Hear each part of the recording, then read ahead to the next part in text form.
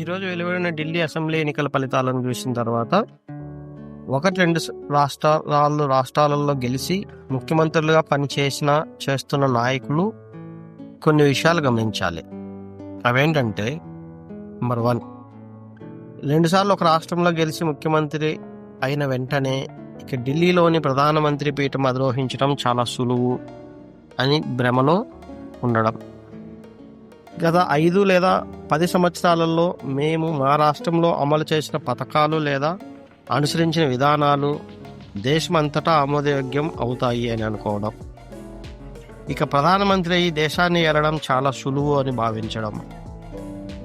ఇక మా రాష్ట్రంలో మాకు మా పార్టీకి ఎదురే లేదు అని అనుకోవడం. ఇలాంటి ఆలోచనలతో ఎన్నికలకు వెళ్తే బోల్తా పడడం ఖచ్చితం అనే విషయాన్ని గమనించాలి. కేజ్రీవాల్ గారిని తీసుకుంటే, లేదా కేసీఆర్ అయినా జగన్మోహన్ రెడ్డి గారు అయినా ఈ విషయాలు ఖచ్చితంగా గమనించాలి. కేజ్రీవాల్ అతి విశ్వాసంతో 2014 ఎన్నికలలోనే ఏకంగా నరేంద్ర మోడీ గారి మీదనే పోటీ చేసి ఇక కాంగ్రెస్ పని అయిపోయింది, ఆ స్థానాన్ని మా పార్టీనే భర్తీ చేస్తుంది, బీజేపీకి ప్రధాన పోటీదారు ఆ పార్టీనే అని అనుకున్నాడు. పాపం ఒక్కసారి ఢిల్లీలో గెలిచినంత మాత్రాన దేశంలో ప్రధాన పార్టీల సరసన నిలవడమే కాక ఇక దేశాన్ని ఏలడం చాలా సులువు అని భావించాడు.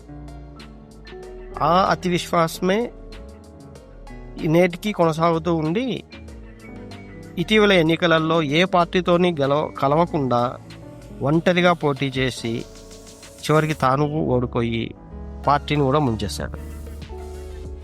ఇక కేసీఆర్ గారు రెండోసారి సీఎం కాగానే థర్డ్ ఫ్రంట్ అని హడావుడి చేసి దేశ రాజకీయాల్లో చక్రం తిప్పాలని చివరకు తన పార్టీ పేరు కూడా టీఆర్ఎస్ నుండి బీఆర్ఎస్గా మార్చాడు.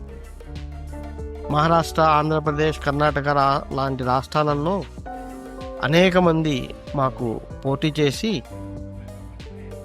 మీ రాష్ట్రంలో అమలు చేసే పథకాలు, రైతు బంధు లాంటివి ఇక్కడ కూడా అమలు చేసి అలాంటి పాలనే మాకు కావాలని మాకు ఫోన్లు చేస్తున్నారు, అందుకే మేము ఆయా రాష్ట్రాలలో పోటీ చేస్తాం అని చాలా హడావుడి చేసి మహారాష్ట్ర అలాంటి చోట్ల అయితే ఏకంగా మీటింగులు కూడా పెట్టి ఆంధ్రప్రదేశ్ లాంటి రాష్ట్రాల్లో కొద్దిమంది నాయకుల్ని కూడా చేర్చుకొని చాలా హడావుడి చేసింది మనం చూసాం.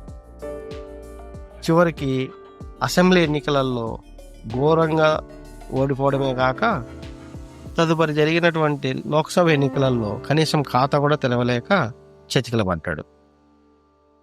ఇక జగన్మోహన్ రెడ్డి గారు ఢిల్లీ పీఠాన్ని ఆశించలేదు, కానీ ఒకసారి గెలిచి 151 స్థానాలు సాధించిన తర్వాత ఇక 30 సంవత్సరాలు ఆయనకు ఆ 30 అనే నంబరు చాలా ఇష్టం అనుకుంటాం.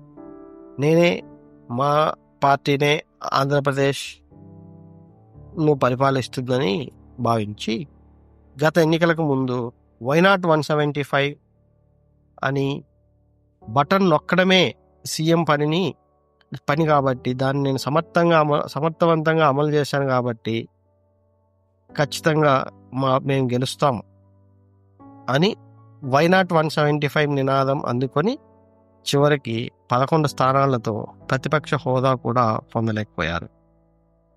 ఇప్పటికీ ఆయన 30 సంవత్సరాలు ఏకదాటిగా వైఎస్ఆర్ కాంగ్రెస్ పార్టీ ఆంధ్రప్రదేశ్ని పాలిస్తుందని భ్రమలో ఉన్నాడు. పాపం ఎవరికైనా ఏ పార్టీకైనా ప్రజా అవసరాలు, అభివృద్ధి, సంక్షేమం లాంటికి ప్రాధాన్యత ఇచ్చి మేమే రాజులం, ఇక మాకు ఎదురే లేదు అనే అహంకారం వీడి వాస్తవ పరిస్థితిని బేరీజు వేసుకొని ముందుకెళ్తే రాష్ట్రాలలో 4 సార్లు 5 సార్లు గెలవడం, కేంద్రంలో 3 సార్లు గెలిచి ప్రధానమంత్రి కాగలడం సులువు అని మనకు చరిత్ర చెబుతుంది.